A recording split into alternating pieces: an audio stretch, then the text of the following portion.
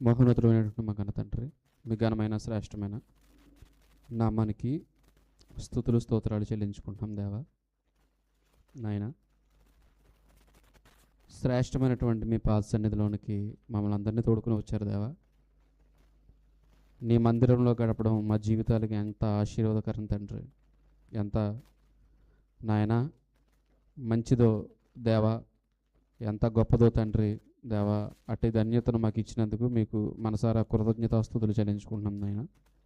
నీ పిల్లలందరినీ మీ సన్నిధికి నడిపించారు. ప్రారంభ ప్రార్థన మొదలుకొని ఇప్పటి వరకు కార్యక్రమాన్ని తండ్రి నడిపించారు నాయన. చక్కటి కీర్తనలు తండ్రి దేవా నీ బిడ్డలు నాయన ఆలపించారు దేవా. నాయన దాన్ని బట్టి మీరు నాయన మహింపరచబడ్డారని తండ్రి దేవా. నీకే నాయన స్తోత్రాలు తండ్రి నాయన దేవ. మేము అర్పించామని తండ్రి దేవ నమ్ముతున్నాం తండ్రి. కృపతో జ్ఞాపకం చేసుకునండి.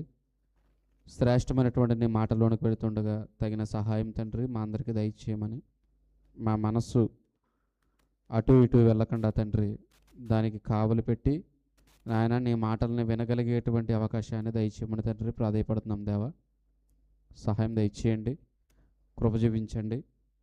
నిలబడిన నిన్ను తండ్రి ఎందుకు పనికిరాని వాడు నాయన దేవా. నీ మాటలు చెప్పగలిగేటువంటి అవకాశం ఏమాత్రము నాయన నాకు లేదు నాయన దేవా. కృపతో మీరే కనికరించండి నాయన దేవా. మీరే నాయన నిలవబెట్టమని, నీ ఆత్మ సహాయంతో మీరే మాట్లాడమని తండ్రి ప్రార్థన చేస్తున్నాం దేవా.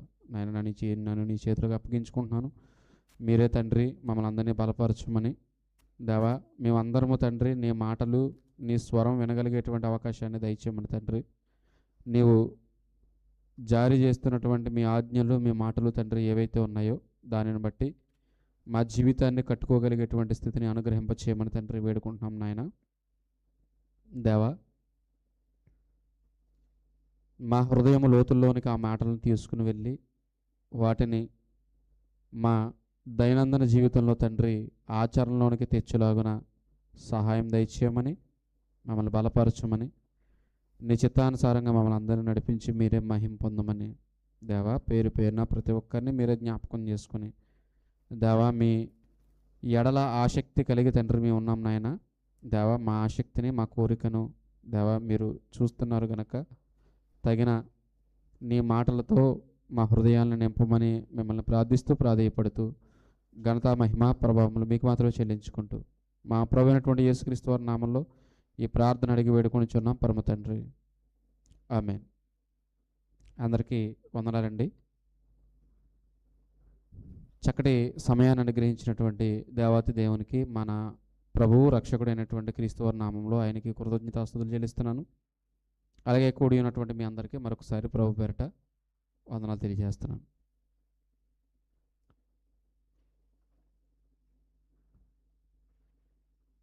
కొన్ని ప్రాముఖ్యమైనటువంటి విషయాలు మనం ఆలోచించడానికి ప్రయత్నించేద్దాం. ఏమండి, దేవుడు మనల్ని ఎలా నిలవబెట్టాడు అంటే, ఎలా మనల్ని ఉండాలని చూస్తున్నాడంటే ఆయన ఎడల యథార్థత కలిగిన వారంగా, ఆయన ఎడల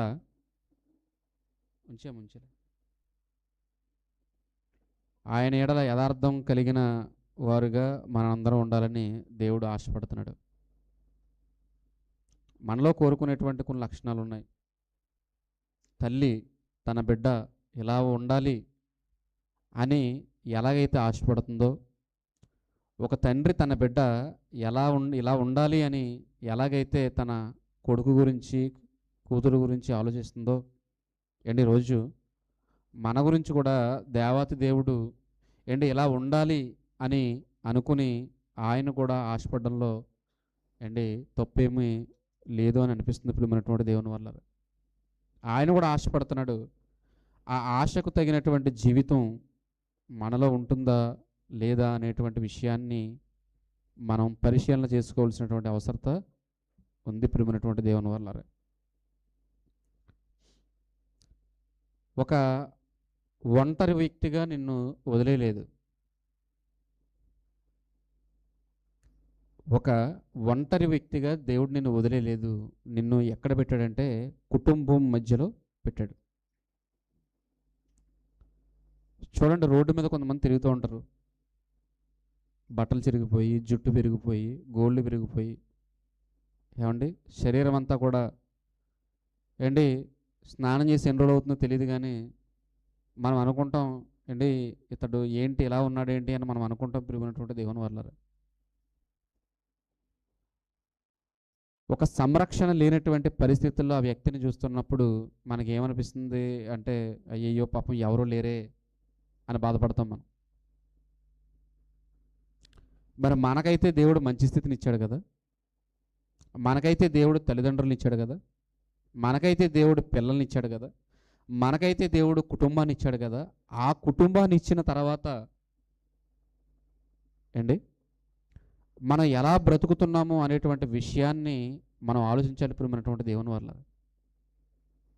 ఒక భార్యగా, ఒక భర్తగా, ఒక కొడుకుగా, ఒక కూతురిగా, ఏమండి, దేవుడు మనకిచ్చినటువంటి పొజిషన్ ఏదైతే ఉందో, దేవుడు మనకిచ్చినటువంటి బాధ్యత ఏదైతే ఉందో, దాని విషయంలో మనం చాలా జాగ్రత్త కలిగి బ్రతకలి. ప్రియమైనటువంటి దేవుని వల్ల మనం అనుకోవచ్చు, ఏముందిలే, ఏం జరుగుతుందిలే అని అనుకోవచ్చు. దాని నుండి వచ్చేటువంటి పర్యవసానాలు అనుభవించడానికి మనం సిద్ధపడాలి. ప్రియమైనటువంటి దేవుని వల్ల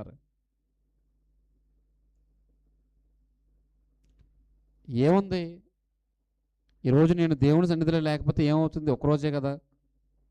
ఈరోజు నేను దేవుని మాటలు వినకపోతే ఏమవుతుంది? శరీరంలో కాస్త బలహీనత, ఏమండి, లేదంటే ఏదో ఒక పని, లేదంటే ఏదో ఒక ఆలోచన, ఏదో ఒక ప్రేరణ, అంటే ఏదో ఒక పండగ, లేదంటే ఏదో ఒక వేడుక, ఇలా మనం ఆలోచిస్తూ ఉంటాం. ఏమవుతుందిలే అని చెప్పేసి మనం అనుకుంటూ ఉంటాం, కానీ దానివల్ల వచ్చేటువంటి ఇబ్బందులు చాలా తీవ్రంగానే ఉంటాయి. ప్రియమైనటువంటి దేవుని వల్ల దేవునిని అంటు పెట్టుకుని ఉండడం అనేది మనం నేర్చుకోవాలి. అప్పుడే సురక్షితంగా ఉంటాం మనం. ఏమన్నా అర్థమవుతుందా?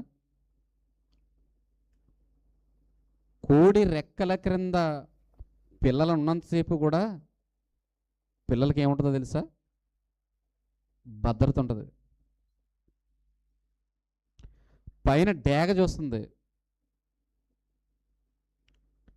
తల్లి పక్కకి వెళితే పిల్లని ఎత్తుకుపోవడానికి పైన ఏంటి చూస్తున్నాయి, పక్షులు చూస్తున్నాయి అండి, డేగలు కానివ్వండి, లేదంటే కాకులు కానివ్వండి అండి, ఇలాంటి కొన్ని రకాల పక్షులు ఉంటాయి. ప్రియమైనటువంటి దేవుని వల్ల ఎప్పుడు భద్రత అంటే ఆ రెక్కల కింద ఉన్నప్పుడే భద్రత.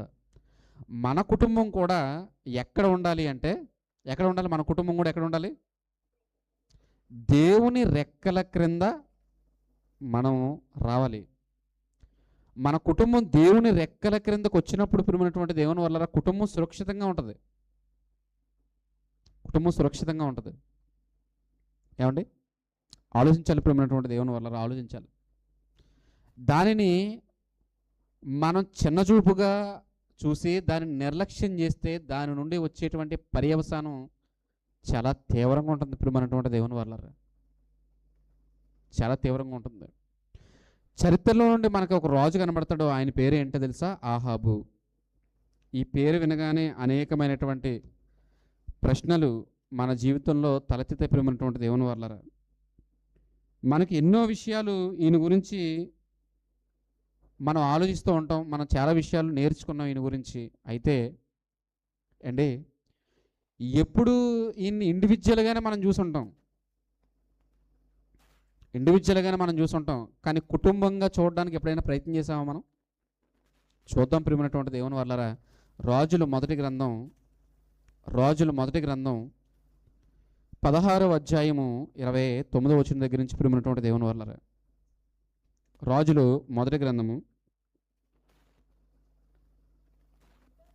16వ అధ్యాయము 29వ వచనం దగ్గర నుంచి. యోధా రాజైన ఆషా ఏలుబడిలో 38వ సంవత్సరమున ఒమ్రీ కుమారుడైన ఆహాబు ఇశ్రాయేలు వారికి రాజై షోమ్రోనులో ఇశ్రాయేలు వారిని 22 సంవత్సరములు ఏలెను. ఒమ్రీ కుమారుడైన అహాబు తన పూర్వీకులందరినీ మించునంతగా యెహోవా దృష్టికి చెడుతనము చేసెను. తన పూర్వీకులందరికంటే ఎక్కువ చెడుతనం జరిగిస్తున్నాడంట. ఎక్కువ చెడుతనం జరిగిస్తున్నాడంట అండి. పాపం చేయడంలో అండి తనకు ముందున్న వారు అందరినీ మించిపోయాడు. తనకు ముందున్న వారందరినీ మించిపోయాడు. ఇశ్రాయేలు రాజుల్లో ఏండి అసలు ఒకళ్ళ పేరు చెప్పండి మేము భయపడే విధంగా అని అడిగితే ప్రియమైనటువంటి దేవుని వల్ల అందులో మొట్టమొదటి పేరు ఏమనిపిస్తుందో తెలుసా? ఆహాబు. ఏంటి మేము భయపడాలంటే ఏ రాజు చరిత్ర మేము తెలుసుకోవాలి అంటే ఇదిగో ఆహాబు అనేటువంటి రాజు యొక్క చరిత్ర తెలుసుకుంటే మనకి భయం కలుగుతుంది. ప్రియమైనటువంటి దేవుని వల్ల భయం కలుగుతుంది. ఆయన గురించి ఇంట్రడక్షన్ ఎలా ఉందో చూడండి. ఆయన గురించి పరిచయం ఎలా ఉంది? పరిచయం ఎలా ఉంది ఏంటి? పాపం చేయడానికి ఏంటి? పాపం చాలా విధాలుగా మనకు కనబడుతుంది ప్రియమైనటువంటి దేవుని వల్ల. చిన్ని చిన్ని వాటిని విషయంలో చేస్తాము, పెద్ద పెద్ద వాటి విషయంలో చేస్తాము, దేవుని విషయంలో చేస్తాము, అనేక విధాలుగా ఉంది పాపం. కానీ తన పూర్వీకులందరినీ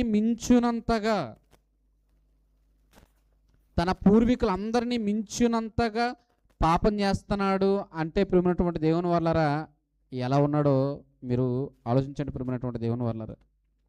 అంతే కదంట. ఇంకా చెప్తున్నాడు చూడండి 31వ వచనం. నెబాతు కుమారుడైన యెరోబోము జరిగించిన పాప క్రియలను అనుసరించి నడుచుకునుట స్వల్ప సంగతి అనుకుని ఎవరిని ముందు పెట్టాడు? యెరోబోము తెలుసు. యెరోబోము దేవునికి ప్రజలను దూరం చేసినటువంటి వ్యక్తి. దేవుని ప్రజలను విగ్రహారాధన స్థితిలోకి నడిపించినటువంటి వ్యక్తి. దేవుని ప్రజలను విగ్రహారాధన స్థితిలోనికి నడిపించినటువంటి వ్యక్తి ఎవరు అంటే ఆహాబు. ప్రియమైనటువంటి దేవుని వల్లరా ఆహాబు. ఏమండి ఆలోచించండి ప్రియమైనటువంటి దేవుని వల్లరా, ఆలోచించండి. ఆయన చెబుతున్నాడు ఏమని అంటే యెరోబోముని ముందు పెట్టి చెప్తున్నాడు ఏమన్నా తెలుసా? ఇదిగో ఈ యెరోబోము కంటే ఎక్కువ పాపక్రియలు ఇతడు చేస్తున్నాడు. అది చాలా స్వల్పం. ఇతడు చేస్తుంది చాలా ఎక్కువగా చేస్తున్నాడు. చాలా ఎక్కువ పాపం. ఎవరికంటే తెలుసా? యెరోబోము కంటే ఎక్కువ పాపం చేస్తున్నాడు అని దేవుడు ఈ మాట రాయిస్తున్నాడు అంటే ప్రియమైనటువంటి దేవుని వల్ల మీరు అర్థం చేసుకోండి. ఇదిగో అతడు ఆలోచించాడు ఎవరిని పెళ్లి చేసుకోవాలనుకున్నాడు. ఎవరిని పెళ్లి చేసుకోవాలి? ఏమండి ఎవరిని పెళ్లి చేసుకోవాలి అనుకున్నాడు? ఇజ్రాయేల్లో స్త్రీలు లేరా? ఉన్నారు కదా. సరిపోలేదు ఇతనికి, సరిపోవట్లేదు. ఇక్కడ వాళ్ళు ఎవరు నచ్చట్లేదు. ఎవరిని తెచ్చుకుంటున్నాడు చూడండి, ఎవరిని తెచ్చుకుంటున్నాడు? సీదోనీలకు రాజు అయిన యత్బయలు కుమార్తె అయిన యెజబెలును వివాహము చేసుకుని. మనిషి జీవితంలో టర్నింగ్ పాయింట్ ఏంటంటే మ్యారేజే. మనిషి జీవితంలో టర్నింగ్ పాయింట్ ఏంటి అంటే మ్యారేజే. వివాహం అనేది మనిషి జీవితాన్ని ఏం చేస్తుంది? టర్న్ చేసేస్తుంది. వివాహం అనేది మనిషి జీవితాన్ని త్రిప్పేస్తుంది, టర్న్ చేసేస్తుంది. ఆహాబు వివాహం చేసుకోవాలనుకున్నాడు. ఎవరిని వివాహం చేసుకున్నాడు? యత్బయలు రాజు అయినటువంటి, సీదోనీలకు రాజు అయినటువంటి యత్బయలు ఉన్నాడు. అతని కుమార్తె అయినటువంటి యెజబెల్ దగ్గర యెజబెల్ ఏం చేశాడో తెలుసా? వివాహం చేసుకున్నాడు. వివాహం దగ్గరే తప్పటడుగు వేశాడు.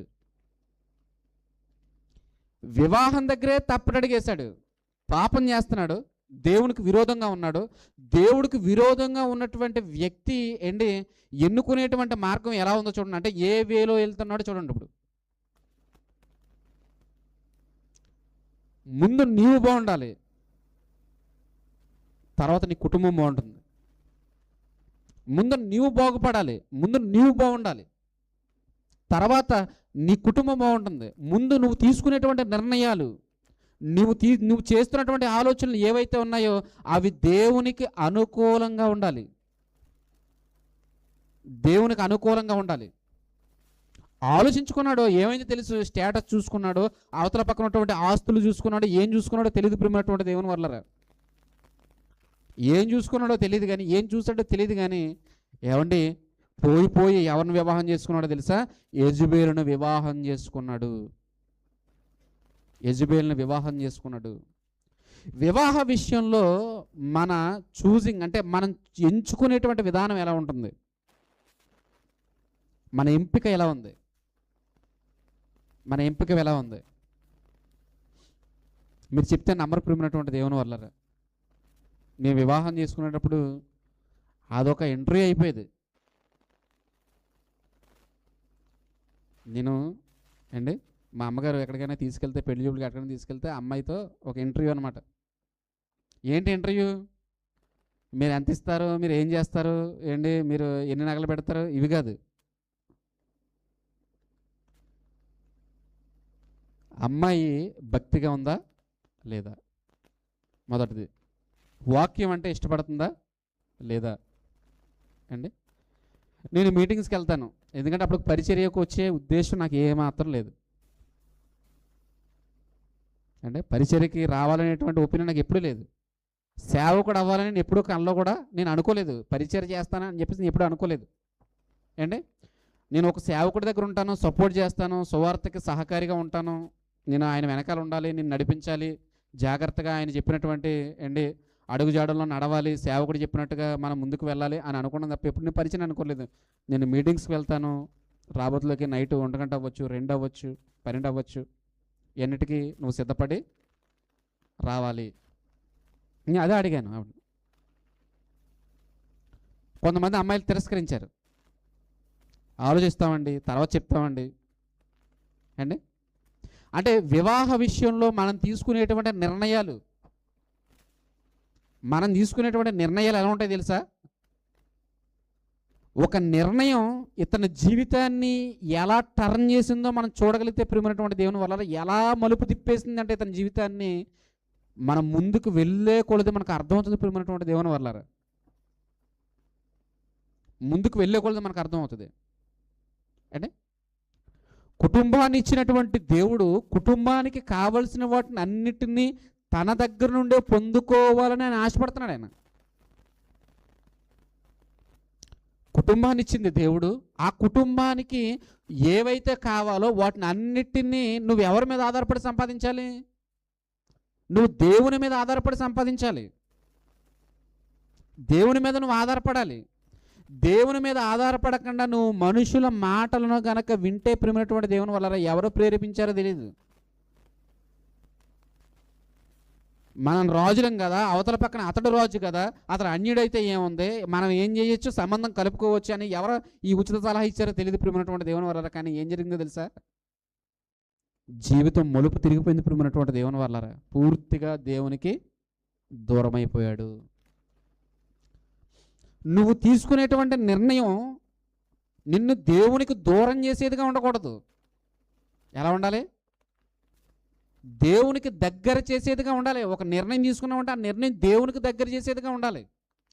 దేవునికి దూరం అయిపోయేదిగా ఆ నిర్ణయం ఉండకూడదు. ఆలోచించండి ప్రియమైనటువంటి దేవుని వల్ల. ఆలోచించండి అండి.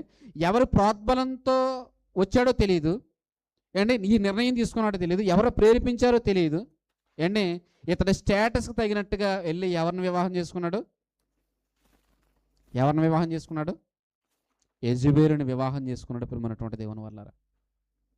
యెజబెలుని వివాహం చేసుకున్నాడు. వివాహం చేసుకున్న తర్వాత యెజబెల్ ఎలాంటిది ఏమండి? యెజబెల్ ఎలాంటిది? అప్పటికే ఏమండి భయంకరమైనటువంటి విగ్రహారాధన జరిగిస్తున్నటువంటి కుటుంబంలో నుంచి వచ్చినటువంటి ఈవిడ ప్రియమైనటువంటి దేవుని వల్ల రాజు మనస్సును కూడా తిప్పేసిందండి. రాజు మనసును కూడా తిప్పేసి ఏం చేసిందంట?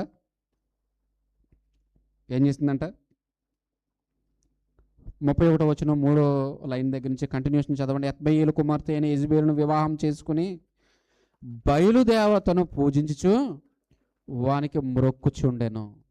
డివియేట్ అయిపోయాడు. ఎక్కడి నుంచి ఎక్కడికి వెళ్ళిపోయాడు? యెహోవా దేవుడి దగ్గర నుంచి బయలు దేవుడి దగ్గరికి వెళ్ళిపోయాడు ప్రియమైనటువంటి దేవుని వల్ల. ట్రాక్ మారిపోయింది. ట్రాక్ మార్చేసింది ఏంటి? జీవితంలో తీసుకునేటువంటి కొన్ని నిర్ణయాలు మన ట్రాక్నే మార్చేస్తాయి ప్రియమైనటువంటి దేవుని వల్ల. మన ట్రాక్ మారిపోతుంది. వెళ్ళాడు, వారిని సేవించాడు. అంతేకాదు ప్రియమైనటువంటి దేవుని వల్ల 32వ వచనంలో చూడండి, షోమ్రోనులో తన బయలునకు కట్టించిన మందిరమందు బయలునకు ఒక బలిపీఠం కట్టించాను, మరియు ఆహాబు దేవతా స్తంభం ఒకటి నిలిపాను. చాలండి. ఏం చేస్తున్నాడు ఇప్పుడు? యెజబెల్ గారు ఏదైతే తీసుకుని వచ్చారో వాళ్ళ దేవుడిని తీసుకుని వచ్చి గుడి కట్టాడు. ఆ గుడిలో ఒక బలిపీఠం కట్టాడు, దాని దగ్గర ఒక దేవతా స్తంభం కట్టాడు.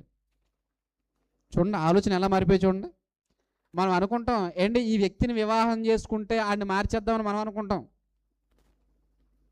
మన ఆలోచన ఎలా ఉంటుందో తెలుసా? ఈ వ్యక్తిని వివాహం చేసుకుంటే వాడిని మార్చేద్దాం, తిప్పేద్దాం అని చెప్పేసి మనం అనుకుంటాం.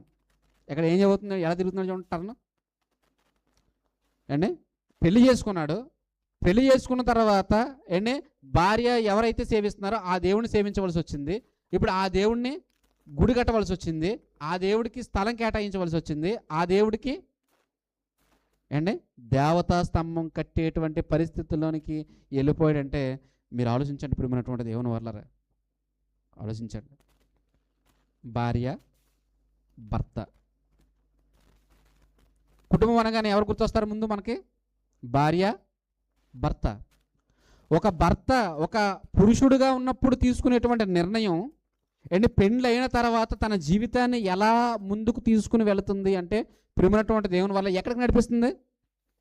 ఎక్కడికి నడిపిస్తుంది? ట్రాక్ సైడ్ అయిపోయింది.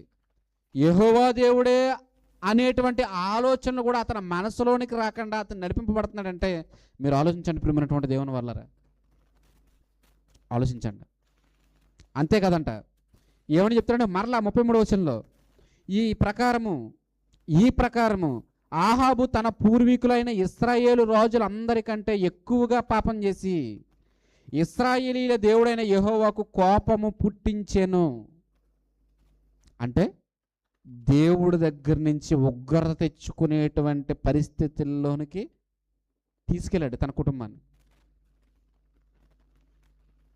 అర్థమవుతుందండి? దేవుడి దగ్గర నుంచే శిక్ష తెచ్చుకునేటువంటి విధంగా తన కుటుంబాన్ని డెవలప్ చేసుకున్నాడు. మీరు ఆలోచించండి ప్రియమైనటువంటి దేవుని వల్లరా. అంటే తన పూర్వీకులు అందరికంటే ఎక్కువగా పాపం చేశాడు. అంటే పాపాలన్నీ పోగొట్టండి. రోజుకి ఎన్ని చేస్తున్నారో అన్నీ పోగొట్టుకోండి. పోగొట్టుకోవడం అంటే అర్థం ఏంటి? మీకు తెలుసు, నాకు తెలుసు. రోజుకి ఎన్ని చేస్తాము అండి? పోగొట్టుకుని నెత్తి మీద పెట్టుకుని వెళ్ళిపోద్దు ప్రియమైనటువంటి దేవుని వల్లరా. ఏం చేయాలి మనం? ముందు మనం నేర్చుకోవాల్సింది ఏంటో తెలుసా ప్రియమైనటువంటి దేవుని వల్లరా? పాపం చెయ్యకుండా ఉండడానికి ప్రయత్నం చేయాలి. ముందు పాపం చెయ్యకుండా ఉండడానికి ప్రయత్నం చేయాలి. ప్రయత్నం చేస్తున్నప్పుడే దేవుడు ఆత్మ సహాయం నీకు ఉంటుంది. అర్థమవుతుందండి? పాపం చేయకుండా నువ్వు ప్రయత్నిస్తున్నప్పుడు నువ్వు ప్రయత్నంలో నువ్వు దేని వెతుకుతావు? నువ్వు దేవుని సన్నిధి వెతుకుతావు. ప్రయత్నంలో నీకేం కనబడుతుంది? ప్రయత్నంలో నీకేం నువ్వు ప్రయత్నించలేదనుకో ఎక్కడ కూర్చుంటావు? వెళ్ళి ఎక్కడో తలకు మాసినోడు పక్కన కూర్చుంటావు. కూర్చొని ఆడు చెప్పే సోదుకోవాలన్నీ వింటావు, ఆమె చెప్పే సోదుకోవాలన్నీ వింటుంది. అది అలా ఆట, ఇది ఇలా ఆట, ఇది ఎలా ఆట, అది అలా ఆట. మరి దేవుడు ఏమయ్యాడు? దేవుడు ఆలోచనలు ఏమైనాయి? మీరు ఆలోచించండి ప్రియమైనటువంటి దేవుని వల్లరా. మీరు ఆలోచించండి. ఆయన చెప్తున్నాడు ఏమన్నా తెలుసా? మీ జీవితంలో ఎవరి సజెషన్స్ మీరు తీసుకోవద్దు. దేవుడు చెబుతున్నటువంటి మాటలు మనం అర్థం చేసుకోవాలి ప్రియమైనటువంటి దేవుని వల్లరా. ఆలోచించడానికి ప్రయత్నం చేయాలి. ఎవరి ఆలోచనలు వద్దు. దేవుణ్ణి ముందు పెట్టండి. కుటుంబానికి క్షేమం దొరుకుతుంది. ప్రియమైనటువంటి దేవుని వల్లరా. ఎవడి ఆలోచన పెడితే వాడు ఆలోచన వినొద్దు. నష్టపోతారు ప్రియమైనటువంటి దేవుని వల్లరా. అంటే దేవుడు ఆయన విలువైనటువంటి సూచనలు ప్రేమైనటువంటి దేవుని వల్ల ఏం చెప్తున్నాడో తెలుసా? ఏమండి ఏం చేస్తున్నాడో తెలుసా? ఏంటి పాపం చేయడంలో ముందు వాళ్ళందరికంటే మించిపోయాడంటే ఆలోచించండి ప్రేమైనటువంటి దేవుని వల్ల. పాపం చేయకుండా ఉండడానికి మనం ప్రయత్నం చేయాలి, అనునిత్యము ప్రయత్నం చేయాలి. ఆ ప్రయత్నంలో మనం ఎక్కడికి వస్తాం? మనం దేవుని సన్నిధికి వస్తాం, పరిశుద్ధులతో సహవాసంలోనికి వెళ్తాం. మనం పరిశుద్ధులతో సహవాసంలోనికి వెళ్తాం. నువ్వు సహవాసంలో ఉంటున్నావంటే పాపానికి దూరంగా ఉంటున్నావు. నీ కుటుంబం అంతా దేవుని సన్నిధికి వస్తుందంటే అర్థం ఏంటో తెలుసా? నువ్వు పాపానికి ఎక్కడ దూరంగా నీవు వస్తున్నావు. వాడికి భయం వస్తుంది. దేవుని సన్నిధికి వెళ్ళాను కదా, తప్పు చేయకూడదు అనేటువంటి భయం వాడిలో ఏర్పడుతుంది. ఆలోచించేటప్పుడు దేవుని వల్ల ఆలోచించండి. నీ కుటుంబం అంతా దేవుని సన్నిధికి వస్తుందంటే దాని అర్థం ఏంటో తెలుసా? పాపం చెయ్యకుండా మనం జాగ్రత్త పడడం ప్రియమైనటువంటి దేవుని వల్ల. ఎక్కువ సార్లు నువ్వు వెతుకుతున్నావు అనుకో, అంటే దాన్ని దేని కోరుకుంటున్నావు? నువ్వు ఎక్కువ సార్లు వెతుకుతున్నావు అంటే ఎక్కువ సార్లు నువ్వు పాపం చేయకుండా ఉండడానికి ప్రయత్నిస్తున్నావు. అది ఎక్కడ సాధ్యం అవుతుంది అంటే దేవుని సంఘంలో ఉంటే సాధ్యం అవుతుంది ప్రియమైనటువంటి దేవుని వల్ల. ఇంకెక్కడున్నా సాధ్యం కాదు. ఏదో మాట వదిలేస్తావు, ఏదో మాట ఏం చేస్తావు? వదిలేస్తావు. ఇక్కడే నోరు మూసుకుని కూర్చుంటావు. దేవుడు చెప్పాలి, మనం వినాలి. దేవుడు చెప్పాలి, మనం వినాలి. ఎక్కడో ఒక మీటింగ్ చేసావు అనుకో, ఏం చెప్తారు? ఆడేదో చెప్పాలి, నువ్వేదో చెప్పాలి, వినాలి. దేవుడు కనబడ్డ ప్రియమైనటువంటి దేవుని వల్ల ఆలోచించండి. ఏంటి పాపం చేయడం ఈజీయా? పాపం చేయడం అంటే ఎలా చేసుకున్నాడంటే పాపం చేయడం ఈజీ. పాపం చేయడం ఈజీ. పాపం మారడం కూడా ఈజీయే. పాపం మారడం కూడా ఈజీయే. మనం దాన్ని ఈజీ చేసుకోవాలి. మనం దాన్ని ఈజీ చేసుకోవాలి, సులువు చేసుకోవాలి. మనం సులువు చేసుకోవాలి. లేదంటే ఏమండి, వీరిద్దరూ చేసినటువంటి ఈ తీసుకున్నటువంటి నిర్ణయాలు ఉన్నాయి చూసారా, వీరి కుటుంబాన్ని మలుపు తిప్పేసింది ప్రియమైనటువంటి దేవుని వల్ల. భర్త తీసుకున్నటువంటి అంటే ఒక పురుషుడు తీసుకున్నటువంటి ఆలోచన, ఒక మంచి భార్యను తెచ్చుకోకపోవడం, ఒక మంచి స్త్రీని తెచ్చుకోకపోవడం, ఒక మంచి పురుషుణ్ణి తెచ్చుకోకపోవడం, ఒక భక్తి కలిగినటువంటి పురుషుణ్ణి వెదకకపోవడం, ఒక భక్తి కలిగినటువంటి స్త్రీని వెదకకపోవడం, ఒక అవిశ్వాసురాలైనటువంటి వ్యక్తిని తెచ్చుకుని పెళ్లి చేసుకుంటే ఏంటి కుటుంబం ఎలా విచ్ఛిన్నం అవుతుందో ఇది ఒక ప్రత్యక్ష ఉదాహరణ ప్రియమైనటువంటి దేవుని వల్ల. మనకి ప్రత్యక్ష ఉదాహరణ నడిపించింది యెజబెల్, నడిపిస్తుంది ప్రియమైనటువంటి దేవుని వల్ల. ఆహాబు నడిపిస్తుంది. ఎక్కడికి నడిపిస్తుందో తెలుసా? తీసుకునేటువంటి నిర్ణయాలన్నీ కూడా ఏంటి యెజబెల్కి చెప్పకుండా ఏం తీసుకోవట్లేదు. యెజబెల్ ప్రేరణ అంటే తన ఆస్థానంలో ఏంటి యెహోవా మందిరానికి వెళ్ళాలనేటువంటి ఆలోచననే పక్కన పెట్టేశాడు ప్రియమైనటువంటి దేవుని వల్ల. యెరూషలేములో దేవాలయం ఉంది, ఆ దేవాలయానికి వెళ్ళాలి, నేను నడిపించబడాలి, దేవుని మాటలు వినాలి అనేటువంటి ఆలోచనలే లేవు. ఇప్పుడు నేను తీసుకొచ్చాను కదా ఒక దేవుడిని, నువ్వేం చేస్తావంటే దానికి ఒక గుడి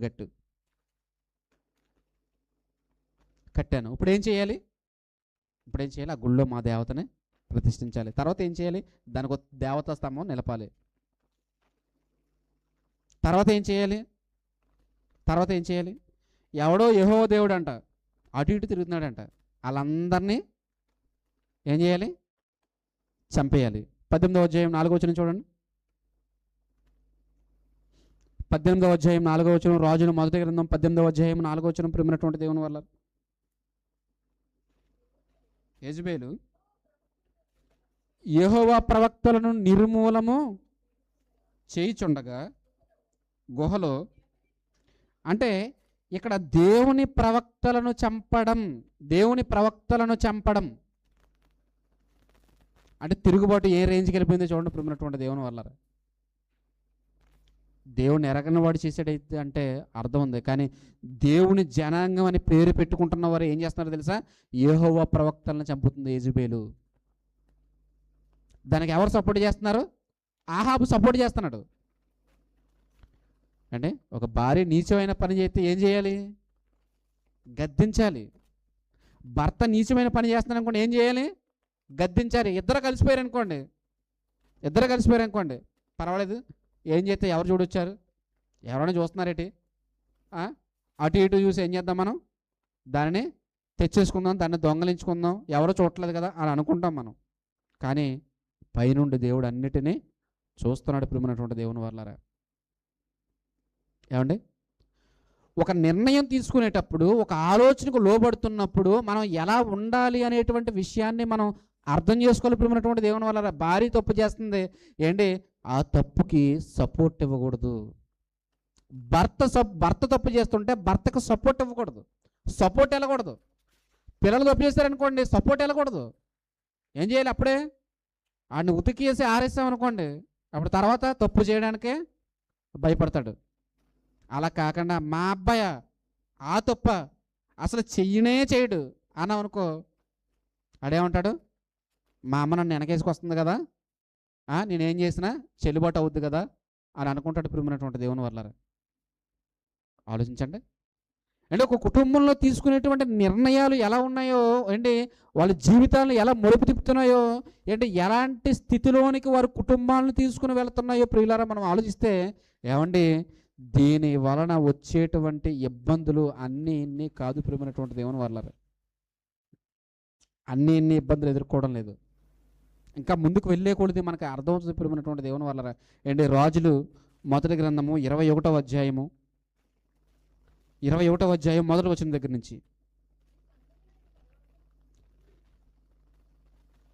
దేవునికి దూరం అయ్యాడు. ఇది మొదటి విషయం.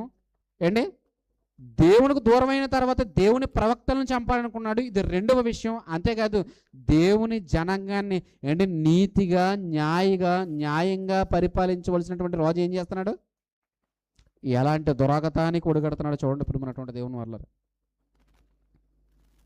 ఈ సంగతులైన తర్వాత ఇజ్రాయేలులో షోమ్రోను రాజు ఇజ్రాయేలులో షోమ్రోను రాజైన ఆహాబు నగరుని ఆనుకుని ఇజ్రాయేలు వాడైన నాబోతునకు ఒక ద్రాక్ష తోట కలిగి ఉందంట.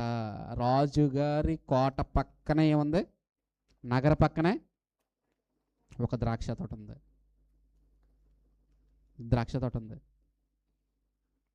అంటే దాన్ని ఏం చేయాలనుకున్నాడు, కావాలనుకున్నాడు, తప్పులేదు. కావాలనుకున్నాడు, తప్పులేదు. అంటే ఎవరైనా ఏదైనా కోరుకోవచ్చు ప్రియమైనటువంటి ఏమైనా కోరుకోవడంలో తప్పు ఉందంటారా, కోరుకోవడం ఏం తప్పులేదు. వెంటనే అంటే నాబోతుని పిలిచాడు. నాబోతుని పిలిచి ఏమంటున్నాడు 2వ వచనంలో, ఆహాబు నాబోతుని పిలిచి, నీ ద్రాక్ష తోట నా నగరును ఆనుకుని ఉన్నది గనక అది నాకు కూర తోటకిమ్ము. నేనేం పండిస్తాను, అందులోనే కూరగాయలు పండిస్తాను, వెజిటేబుల్స్ పండిస్తాను, కూరగాయలు పండిస్తాను. ఏమంటే నేను కూరగాయలు పండిస్తాను, కూర తోటకి నువ్వు దాన్ని నాకు ఇచ్చే, నీకున్నటువంటి ఆ భూమిని నాకు ఇచ్చే, నేను కూరగాయలు పండించుకుంటాను. దానికి ప్రతిగా నేనేం చేస్తాను, దానికంటే మంచి ద్రాక్ష తోట ఇస్తాను. నేను మంచి ద్రాక్ష తోట ఇస్తాను నీకు,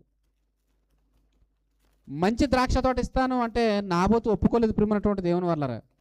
లేదంటే వెండి కానీ బంగారం కానీ దాని వెల ఎంత అయితే ఉందో అది నీకు ఇచ్చేస్తాను అన్నాడు. అంటే రాజు అడిగింది మంచిగానే ఉంది, కానీ నాబోతు ఏం చెప్తున్నాడు, ఏ విషయాన్ని ఏమనిస్తాడంటే, ఇది నేను సంపాదించింది కాదు, ఇది నీవు సంపాదించింది కాదు, ఇది ఎక్కడిది, ఇది ఆస్తి ఎక్కడిది, నా పిత్రార్జితం అంటే నా పితరులు ఆర్జించినటువంటి ఆస్తిలో నేను పొలం పని చేసుకుంటున్నాను, నేను పంట పండించుకుంటున్నాను, నేను ఇవ్వను అని చెప్పేసాడు ముఖం మీద. ఇవ్వను అని చెప్పేస్తే ఏం చేయాలి, విషయాన్ని అక్కడితో వదిలేయాలి. ఏటో ఈ పోయే కాలం ఏంటో, చిన్నోళ్ళు మొదలుకొని పెద్దోళ్ళు వరకు ఇదే ఆలోచన ప్రియమైనటువంటి దేవుని వల్ల.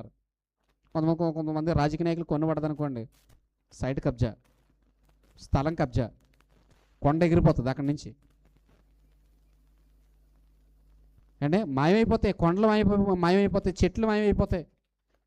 తెల్లారేసరికి చుట్టూ ప్రహరీ అంటే చుట్టూ రేకులు పాతేసి ఇది ఈ స్వాధీనంలో ఉంది అంటే దాని మీద వాడు కన్ను పడింది అనమాట. అంటే దాని మీద వాడు కొనబడింది. ఇశ్రాయేలు రాజు కొనబడింది ప్రియమైనటువంటి దేవుని వల్ల. ఎవరి మీద తెలుసా? నాబోతు ద్రాక్ష తోట మీద. నాబోతు ద్రాక్ష తోట మీద ఆహాబు కొనబడింది. ఆహాబు కొనబడిన తర్వాత పిలిచాడు, అడిగాడు, ఇవ్వను అన్నాడు. నాబోతు, నేను ఇవ్వనండి, అది నా పితరులది, నేను అమ్మను అన్నాడు. నేను అమ్మను దాన్ని, ఎందుకంటే పితరులు నాకు ఇచ్చింది అనగానే రాజుగారు ఇంక ఏం చేయలేక మూతు ముడుచుకుని పడుకున్నాడంట. చూడండి మాట 4వ వచనం. పిత్రార్జితము నీకు ఈయనని యెజ్రెయేలుడైనటువంటి నాబోతు తనతో చెప్పిన దాన్ని బట్టి ఆహాబు మూతు ముడుచుకున్న వాడై కోపముతో తన నగరకు పోయి మంచం మీద పరుండి ఎవరితో మాట్లాడకయు భోజనం చెయ్యక ఉండేను. అంటే అది ఆక్యుపై చేసేదాకా ఆనందం ఉండవు.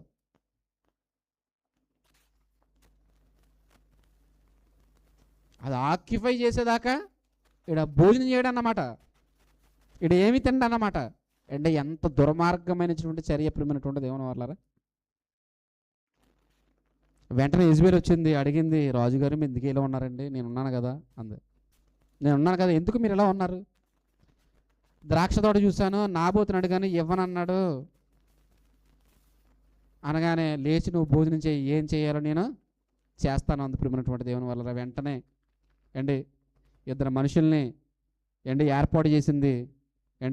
ఇతడు దేవునికి వ్యతిరేకంగా రాజుకు వ్యతిరేకంగా ఇతడు చెప్పాడు, ఇతడు దూషించాడు అని ఇద్దరు మనుషులను పెట్టి నాబోతును కొట్టించింది ప్రియమైనటువంటి దేవుని వల్ల. నాబోతును చంపించింది. 13వ వచనం చూడండి. 13వ వచనం. అప్పుడు పనికిమాలిన ఇద్దరు మనుషులు సమాజంలో ప్రవేశించి అతని ఎదుట కూర్చుండి, నాబోతు దేవుని రాజును దూషించినని ధనుల పక్షమున నాబోతు మీద సాక్ష్యము పలుకగా వారు పట్టణము బయటకి అతన్ని తీసుకుని పోయి రాళ్లతో అతను చావగొట్టిరి.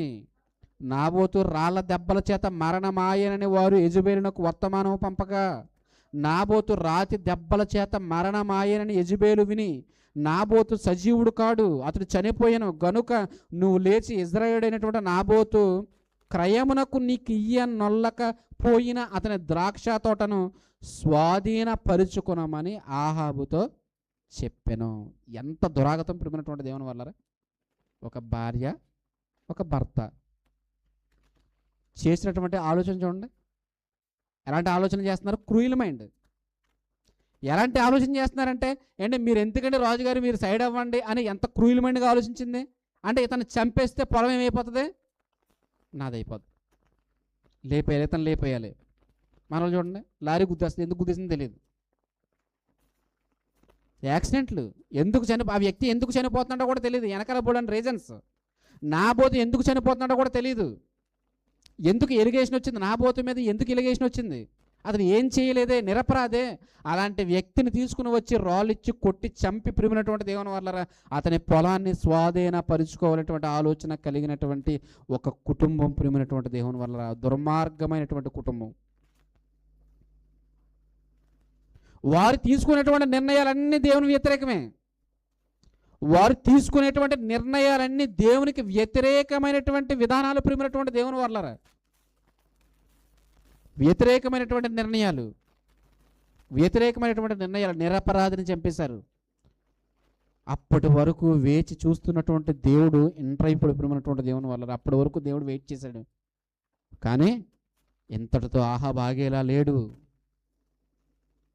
వెంటనే వీడి జీవితాన్ని ముగించాలని దేవుడు అనుకున్నాడు ప్రియమైనటువంటి దేవుని వల్ల. వెంటనే ప్రవక్తను పంపించాడు. 17వ వచనంలో, అప్పుడు యెహోవాకు తిష్బీయుడైనటువంటి ఏలియాకు ప్రత్యక్షమై ఇలాగూ సెలవిచ్చాను, నువ్వు లేచి షోమ్రోను ఉన్నటువంటి ఇజ్రాయేలు రాజు అయినటువంటి ఆహాబును ఎదుర్కొన్నట్టుకు నువ్వు బయలుదేరిపో. ద్రాక్ష తోటను స్వాధీనపరచుకోవడానికి అతడు బయలుదేరుతున్నాడు. నువ్వు అతన్ని ఎదుర్కోవడానికి నువ్వు బయలుదేరు. నా మాటగా ప్రకటించు, అతనికి నా మాటగా ప్రకటించు. అతడు నాబోతు ద్రాక్ష తోటలో ఉన్నాడు, అతడు దాన్ని స్వాధీనపరుచుకునబోయెను. ఆలోచన కలిగి ఉన్నాడు ప్రియమైనటువంటి దేవుని వల్ల. వెంటనే నువ్వు ఇలాగూ అతనికి నువ్వు ప్రకటించు, ఏమనగా దీన్ని స్వాధీనపరుచుకున్న వలననే నువ్వు నాబోతును చంపితివి కదా. దేవుడు చెప్తున్నాడు, ఏంటో తెలుసా? ఏంటో తెలుసా? యెహోవా సెలవిచ్చినది ఏమనగా, ఏ స్థలమందు కుక్కలు నాబోతు రక్తమును నాకెనో ఆ స్థలమందే కుక్కలు నీ రక్తమును నిజంగా నాకునని అతనితో చెప్పెను.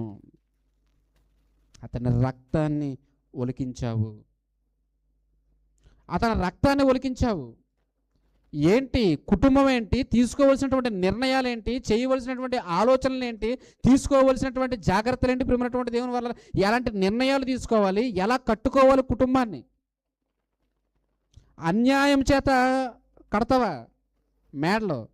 అన్యాయం చేత నువ్వు కడతావా? నిరపరాధులను నువ్వు చంపి నువ్వు దాన్ని స్వాధీనపరచుకోవడానికి నువ్వు ప్రయత్నం చేస్తావా? చాలా ప్రమాదం అంటున్నాడు దేవుడు. చాలా ప్రమాదం, చాలా ప్రమాదం. నువ్వు ప్రయత్నం చేస్తున్నావే, నువ్వు ఇలాంటి ప్రయత్నం చేస్తున్నావే, ఎక్కడైతే కుక్కలు వచ్చి రక్తాన్ని నాకాయో అదే చోట కుక్కలు నీ రక్తాన్ని కూడా నాకుతాయి అని దేవుడు చెప్పగానే దేవుడు ఏమంటాడో తెలుసా? 20వ వచనంలో, అంతటా ఆహాబు ఏలియాను చూచి, నా పగవాడా. ఎవరికి పగవాడిగా మారిపోయాడు? దేవుడికి. అంటే కుటుంబం దేవునికి ఎలా మారిపోయింది? పగవారిగా మారిపోయింది. ప్రియమైనటువంటి దేవుని వల్ల పగవారిగా మారిపోయింది. నీ కుటుంబం దేవునికి యాంటీ అవ్వకూడదు. నీ కుటుంబం దేవునికి వ్యతిరేకం అవ్వకూడదు. నీ కుటుంబం దేవునికి వ్యతిరేకం అవ్వకూడదు. ప్రియమైనటువంటి దేవుని వల్ల చరిత్రలో దేవుడు తెలియజేస్తున్నటువంటి సత్యాలు ప్రియమైనటువంటి దేవుని వల్ల, పగవాడా నేను నీ చేతిలో చిక్కబడితేనా అనే పలుకగా, ఏలియా ఇట్లా, నేను యెహోవా దృష్టికి కీడు చేయుటకు నీవే అమ్ముకున్నావు. ఎవరా యెజబేలు? నీ భార్య చెప్పిందని మాట వింటావా? ఎవడో చెప్పాడని మాట వింటావా? నీ బంధువు చెప్పాడానో, నీ స్నేహితుడు చెప్పాడానో, లేదంటే నీ కుటుంబంలో నీకు బాగా తెలిసిన వారు చెప్పారనో వారి మాట వింటావా? లేదు. అలాంటిది జరగకూడదని దేవుడు చెప్తున్నాడు. ప్రియమైనటువంటి దేవుని వల్ల ఇగో యెహోవా దృష్టికి కీడు చేయుటకు నిన్ను నీవే అమ్ముకుని ఉన్నావు గనుక నా చేతిలో నీవు చిక్కితివి. దేవుడి చేతిలో నుండి మనుషుడు తప్పించుకోలేడు. చిక్కుకుంటాడు, మనిషి చిక్కుకుంటాడు. ఎక్కడికో పోయిన అనుకుంటాడు, కానీ ఎక్కడికే పోలేదు. నువ్వు ఎక్కడున్నావు? దేవుని చేతిలో ఉన్నావు. దేవుని కనుసన్నల్లోనే ఉన్నాం. ప్రియమైనటువంటి దేవుని వల్లరా, దేవుని కనుసన్నల్లోనే ఉన్నాం మనం. ఎక్కడికి తప్పించుకుని పోవడానికి ఆయనేమి మనుషుడు కదా. ఆయన మనిషి ఇక్కడ ఉంటే మరొక చోట ఉండడు, కానీ దేవుడు మనమే మాట్లాడతాం కదా, దేవుడు సర్వాంతర్యామి, అన్నిటా ఉన్నవాడు. అంటే భూలోకమంతా ఆయన కనుసన్నలో ఉంది. ప్రియమైనటువంటి దేవుని వల్ల అలాంటి దేవుడి నుంచి నువ్వు ఎలా తప్పించుకోకుండా ఉండగలవు? నువ్వు? ఆడు చెప్తున్నాడు, నా పగవాడా నిన్ను నీ చేతులు చిక్కబడితేనే అంటే, ఎస్, నువ్వు చిక్కబడ్డావు. నిన్ను అమ్మేసుకున్నావు. నిన్ను అమ్మేసుకున్నావు.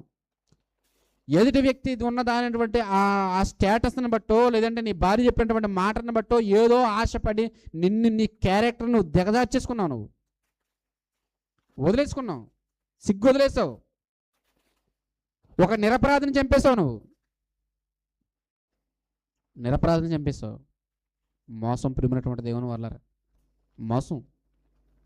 మన దేశం నాశనం అయిపోవడానికి మొట్టమొదటి ఏంటో తెలుసా? అంటే రాజకీయ నాయకులు చేసేటువంటి కరప్షన్. ప్రియమైనటువంటి దేవుని వల్ల ఇదే మొదటిది. ఏమో ఎక్కడి నుంచి వచ్చిందో తెలియదు, కానీ దేవుడు చెప్తున్నటువంటి వాస్తవాలు ఎలా ఉంటాయో తెలుసా? ప్రియమైనటువంటి దేవుని వల్ల నాబోతున్న ద్రాక్ష తోటను స్వాధీనపరుచుకోవాలనేటువంటి ఆలోచన రాజుగారికి ఎలాగైతే కలిగిందో, ఈరోజు భూములు, ఆస్తులు అన్ని వాళ్ళ పేరు మీద ఉన్నాయి. ఇక్కడ 200 ఎకరాలు, అక్కడ 400 ఎకరాలు, అక్కడ 100 ఎకరాలు, అక్కడ 1000 ఎకరాలు. ఏమండి?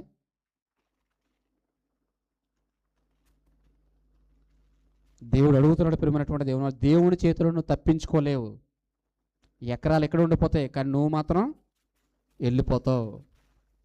నువ్వు వెళ్ళిపోతే ఎవరి చేతిలో చిక్కుకుంటావో తెలుసా? దేవుని చేతిలో నువ్వు చిక్కబడతావు. నువ్వు భూమి మీద ఉండగానే దేవుడు చెప్తున్నాడు, నా పగవాడా నీ చేతిలో చిక్కుకుపోయాను నేను. అవును, చిక్కుకుపోయావు. నిన్ను నువ్వే అమ్మేసుకున్నావు. నువ్వు ఒక నీచుడివి, నిన్ను నువ్వు అమ్మేసుకున్నావు. ఎవరి ఆలోచనలకు తలగ్గొకండి ప్రియమైనటువంటి దేవుని వాళ్ళారా, ఎవరి ఆలోచనలకు తలగ్గొకండి. వింటే నష్టపోతావు. వింటే దేవుని మాట విను. వింటే దేవుని మాట విను. నీ భార్య మాట కూడా నువ్వు 1-2 సార్లు నువ్వు ఆలోచించాలి. నువ్వు ఇది దేవునికి దగ్గర చేసేదిగా ఉందా, దేవునికి దూరం చేసేదిగా ఉందా? మనం తీసుకుంటున్నటువంటి నిర్ణయమే. అంటే కుటుంబంలో ఎవరు ఏం చెప్పినా, ఎవరు ఏది చేసినా ఏంటి, ఆ ఆలోచనలు అనేవి దేవునికి దగ్గరగా ఉంటున్నాయా లేదా అనేటువంటి నిర్ణయాలు మనం తీసుకోవాలి. ప్రియమైనటువంటి దేవుని వల్ల మనం ఆలోచించుకోవాలి. మనం వెంటనే చెప్తున్నాడు, ఎక్కడైతే కుక్కలు నాబోతు రక్తం నాకాయో అండి అదే చోట కుక్కలు నీ రక్తం నాకుతాయి అని చెప్పిన తర్వాత ఏంటి, ఇలా భయంకరమైనటువంటి పరిస్థితుల్లోనికి కుటుంబం మొత్తం వెళ్ళిపోయింది. ప్రియమైనటువంటి దేవుని వల్ల కుటుంబం మొత్తం వెళ్ళిపోయింది. దేవుని విడిచిపెట్టాడు అండి. బయలుదేవతకు గుళ్ళు కట్టాడు, దేవతా స్తంభాలు కట్టాడు, బలిపీఠాలు కట్టాడు. ఏమండి, ప్రవక్తలను జంపించారు. ఏమండి, మీరు ఆలోచించండి ప్రియమైనటువంటి దేవుని వల్ల. అంతేకాదు నిరపరాధులను చంపడానికి కూడా ఇష్టపడ్డారు. అంటే ఏంటి, ఎన్ని విషయాలలో పొరపాట్లు చేసుకుంటూ వెళ్తున్నారు ప్రియమైనటువంటి దేవుని వల్ల. ఒక కుటుంబం పొరపాట్ల మీద పొరపాట్లు చేసుకుంటే వెళ్ళకూడదు. దాన్ని సరిదిద్దుకునేటువంటి ప్రయత్నం చేయాలి ప్రియమైనటువంటి దేవుని వల్ల. సరిదిద్దుకునేటువంటి ప్రయత్నం చేయాలి. జరిగిందా అంటే జరగలేదు ప్రియమైనటువంటి దేవుని వల్ల. భయపడ్డాడు కానీ పాపాన్ని మాత్రం విడిచిపెట్టలేదు. భయపడ్డాడు కానీ పాపాన్ని మాత్రం విడిచిపెట్టలేదు ప్రియమైనటువంటి దేవుని వల్ల. విడిచిపెట్టలేదు అండి. ఇగో ఏమైందో తెలుసా ప్రియమైనటువంటి దేవుని వల్లరా, దేవుడు చెప్పినట్టుగా అతను మరణం జరుగుతుంది. చూడండి 22వ అధ్యాయం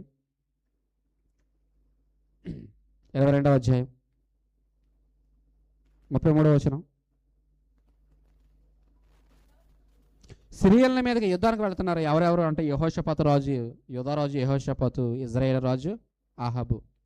సిరియా దేశం మీదకి యుద్ధానికి వెళుతున్నాడు. యుద్ధానికి వెళుతున్నప్పుడు రాజుగారు ఏమనుకున్నారంటే, నేను రాజు వేషంలో వెళ్ళను, మారు వేషంలో వెళ్తాను అనుకున్నాడు.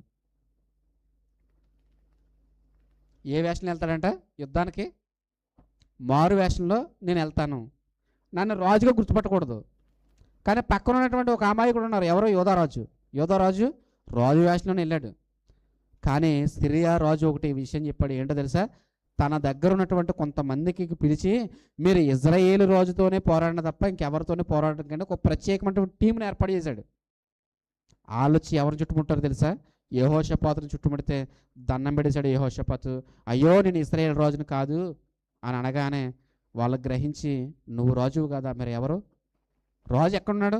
రాజు కనబడటం లేదు, మారువేషంలో ఉన్నాడు. ఏమంటే మారువేషంలో ఉన్నప్పుడు ఏమనుకున్నాడు? ఆహాబు అంటే నేను సేఫ్ జోన్లో ఉన్నాను అనుకున్నాడు. కానీ ఏం జరిగిందో చూడండి ప్రియమైనటువంటి దేవుని వల్ల. 34వ వచనం. పిమ్మట ఒకడు తన విల్లు తీసి గురి చూడకయే విడవగా, గురి చూడకయే విడవగా ఒకడు బాణం వేశాడంట. బాణం వేసినప్పుడు ఎలా వేసాడంట? దేనికి బాణం పెట్టాలో వాడు చూసి చేసుకోలేదు. గురి లేదు ఆడికి. బాణం అయితే వదిలాడు, ఆడికి గురి లేదు. కానీ ఎవరికి గురి ఉంది? ఈ బాణం వేసిన వాడికి గురి లేదు, కానీ దేవునికి మాత్రం ఏముంది? గురి ఉంది ప్రియమైనటువంటి దేవుని వాళ్ళారా. గురి ఉంది. అంటే గురి చూసి కొట్టిన తర్వాత ప్రియమైనటువంటి దేవుని వాళ్ళు, దేవుడు గురి చూసి కొట్టాడు. వెళ్ళి బాణం ఎక్కడ తగిలింది? ఇశ్రాయేలు రాజుకి తగిలింది ప్రియమైనటువంటి దేవుని వాళ్ళారా.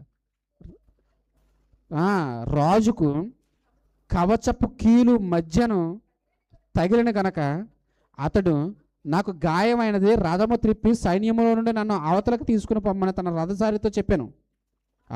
నాడు యుద్ధము బలముగా జరుగుతున్నప్పుడు అతని దగ్గర సిరియన్ల చేతిలో ఇజ్రాయేలు ఓడిపోయారు ప్రియమైనటువంటి దేవుని వల్ల. ఓడిపోయారు. 37వ వచనం. ఈ ప్రకారము రాజు మరణమై షోమ్రోనుకు కొనుపోబడి షోమ్రోనులో పాతి పెట్టబడెను. వేశ్యలు స్నానము చేయుచుండగా ఒకడు ఆ రథమును షోమ్రోను కొలంలో కడిగినప్పుడు యెహోవా సెలవిచ్చిన మాట చొప్పున కుక్కలు వచ్చి అతని రక్తమును నాకెను. దేవుడు చెప్పినటువంటి మాట అక్షరాల జరుగుతుంది. దేవుడు చెప్పినటువంటి మాట అక్షరాల జరుగుతుంది. అక్షరాల జరుగుతుంది. ఏమండి, ఆలోచించండి ప్రియమైనటువంటి దేవుని వల్ల. ఆయన చెప్తున్నాడు ఏమన్నా తెలుసా? ఇదిగో రాజుగారికి తగినటువంటి దెబ్బ, ఆ దెబ్బ నుండి వచ్చినటువంటి రక్తం, ఇదంతా కూడా ఒక గడ్డగా కట్టి ఒక మడుగుగా కట్టింది ప్రియమైనటువంటి దేవుని వల్ల. ఒక మడుగు కట్టింది. ఒక మడుగు కట్టి ఏం జరుగుతుంది తెలుసా? రక్తం గడ్డలా కట్టి అందులోనే ఆ రథంలోనే ఉండిపోయింది ప్రియమైనటువంటి దేవుని వల్ల. ఆ రథంలోనే ఉంది. పనివారు కడగడానికి దగ్గరికి తీసుకెళ్లారు, ఒక చోటకి తీసుకెళ్లారు, అక్కడ కడుగుతున్నారు. అక్కడ కడుగుతున్నప్పుడు కుక్కలు వచ్చి ఏం చేశాయి? అతని రక్తాన్ని నాకై ప్రియమైనటువంటి దేవుని వల్ల. దేవుడు చెప్పినటువంటి మాట అక్షరాల జరుగుతుంది. భర్త మరణం, దేవునికి వ్యతిరేకంగా బ్రతికినటువంటి కుటుంబం ప్రియమైనటువంటి దేవుని వల్ల వీరు చేసినటువంటి పాపం వీరి మీదకే శిక్షగా వచ్చింది.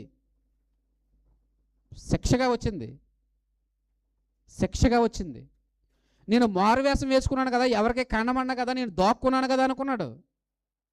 గురి చూడక వదిలినటువంటి బాణం దేవుడు గురి పెట్టి కొట్టాడు ప్రియమైనటువంటి దేవుని వల్లరా. రాజుగారికి తగిలి రాజు మరణమయ్యాడు. షోమ్రోన్లో పాతి పెట్టబడ్డాడు. రక్తం మాత్రం కుక్కలు నాకై ప్రియమైనటువంటి దేవుని వల్లరా. భార్య మరణం చూడండి. రాజులు 2వ గ్రంథం 9వ అధ్యాయం 30వ వచనం ప్రియమైనటువంటి దేవుని వల్ల. రాజులు 2వ గ్రంథం 9వ అధ్యాయం 30వ వచనం దగ్గర నుంచి, యెహూ ఇజ్రాయేలు ఊరికి వచ్చిన సంగతి యెజబెలునకు వినబడెను గనుక ఆమె తన ముఖమునకు రంగు పూసుకుని శిరోభూషణములు ధరించుకుని కిటికీలో నుండి కనిపెట్టి చూచుచుండగా యెహూ గుమ్మము ద్వారా ప్రవేశించెను. ఆమె అతన్ని చూచి, నీ యజమాని చంపినవాడా, జిమ్రీ వంటివాడా, నీవు సమాధానంగా వచ్చుచున్నావా అని అతన్ని అడుగగా, యెహూ ఈ పేరు వింటే ఆహాబు కుటుంబానికి దడ ప్రియమైనటువంటి దేవుని వల్ల. ఆహాబు కుటుంబానికి దడ. ఇజ్రాయేల్లో ప్రవేశించాడు యెహూ. రాజనగర్లోనికి వస్తున్నాడు. రాజనగర్లోనికి వస్తున్నప్పుడు గుమ్మము ద్వారా ప్రవేశించినప్పుడు యజమాని చంపినవాడా, జిమ్రీ వంటివాడా అని తిడుతుంది యెజబెలు. తిడుతున్నప్పుడు వెంటనే పిలిచారు. పైన ఎవరున్నారని అడిగాడు. ఇద్దరు చూశారు. మేడ మీద నుండి ఇద్దరు చూశారు. అక్కడి నుంచి దాన్ని అలాగే కిందకు చూసండి అన్నాడు. రాజగోపురం ఎంత ఉంటుందండి? ఎంత ఉంటుంది? ఆ పైనుండి చూస్తుంది. ఇతడు రావడం, యెహూ రావడం. అక్కడి నుంచి వచ్చిన తర్వాత చూశాడు. చూసిన తర్వాత ఇలా మాట్లాడడం చూశాడు. ఎవరున్నారు అక్కడ అని అడిగాడు. మేము ఉన్నామండి అన్నారు. వెంటనే దాన్ని కిందకు తోసండి అన్నాడు. కిందకు తొయ్యగానే ప్రేమైనటువంటి దేవుని వాళ్ళారా రక్తం గోడల మీద, అక్కడ ఉన్నటువంటి గుర్రాల మీద చిమ్మేసింది ప్రేమైనటువంటి దేవుని వాళ్ళ. చూడండి, అతను తల ఎత్తి కిటికీ తట్టు చూచి, నా పక్షమందు ఉన్నవారు ఎవరని వారిని అడుగగా 2-3 పరిచారకులు పైనుండి తొంగు చూచిరి. దీన్ని కింద పడద్రోయుడని అతడు చెప్పగా, వారు దాన్ని క్రింద పడద్రోసినందున దాని రక్తములో కొంత గోడ మీదను గుర్రముల మీదను చిందెను, మరియు గుర్రముల చేత అతడు దానిని తొక్కించిన చావు. చూడండి ప్రియమైనటువంటి దేవుని వల్ల ఎలా ఉందో. మనం అనుకుంటాం పాపం చేస్తే ఏమైపోయింది అనుకుంటాం. ఏమైపోయింది? భార్య పాపం చేస్తే భర్త సహాయం చేస్తాడు. భార్య పాపం చేస్తే భర్త సహాయం చేస్తే, భర్త పాపం చేస్తే ఎవరు సహాయం చేస్తారు? అన్యోన్య దంపతులు. ఎందులో సపోర్ట్ చేసుకుంటారు?